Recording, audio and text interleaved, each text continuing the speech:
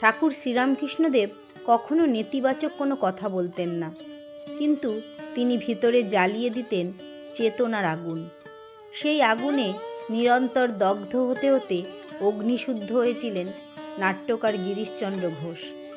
ঠাকুর তাকে বললেন না তুমি মদ খেও না, বরং বলেছিলেন খাও না, খাও না, কদিন খাবে, শুধু খাওয়ার আগে মাকে নিবেদন করে খেও।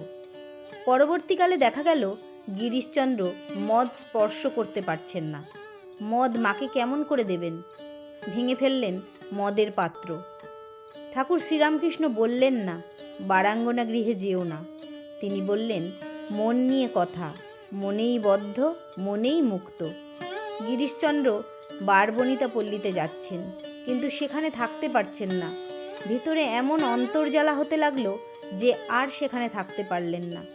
উন্মত্তের মতো দক্ষিণেশ্বরে ছুটে এসে ঠাকুরের ঘরে ঢুকে তাকে বললেন, এ তুমি আমার কি করলে ঠাকুর? তার মুখ থেকে সব কথা শুনে ঠাকুর শ্রীরামকৃষ্ণ খলখল করে অট্টহাসিতে ফেটে পড়লেন। বললেন, এ কি ঢোড়া সাপে তোকে ধরেছে রে শালা? তোকে যে জাত সাপে ধরেছে। পালিয়ে বাসায় গেলেও মরে থাকতে হবে।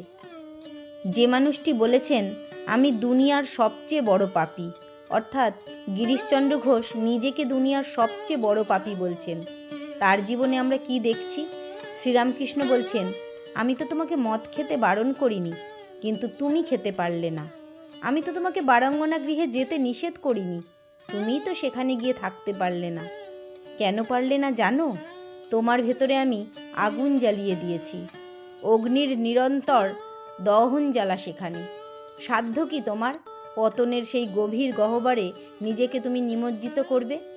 তোমাকে প্রতি মুহূর্তে পুড়িয়ে পুড়িয়ে আমি খাঁটি সোনা করে নেব, তোমাকে আমি অগ্নিশুদ্ধ করে নেব। জগৎ তোমাকে দেখে অবাক হয়ে যাবে। ঠাকুর শ্রীরামকৃষ্ণের দংশন এমনই মারাত্মক। গিরিশচন্দ্র ঘোষের জীবন ও চরিত্রের পরিবর্তন জগতের কাছে ঠাকুর শ্রীরামকৃষ্ণদেবের আত্মাজাগনিয়া ভূমিকার মহানিদর্শন। গিরিশচন্দ্রের দর্প ও অনিয়ন্ত্রিত জীবনকে বাঁকা চোখে না দেখে ঠাকুর শ্রীরামকৃষ্ণ তাকে আলিঙ্গন করে আপন করে নিয়েছিলেন। নিরহংকার ভালোবাসার এই শিক্ষা গিরিশচন্দ্রের সঙ্গে বাকি জীবন ছিল। পরবর্তী জীবনে ঠাকুর শ্রীরামকৃষ্ণদেবের এই শিক্ষার স্পর্শ গিরিশচন্দ্র যাপন করেছেন নিজে এবং ছড়িয়ে দিয়েছেন সমাজে এবং মানুষের সমষ্টি চেতনায়।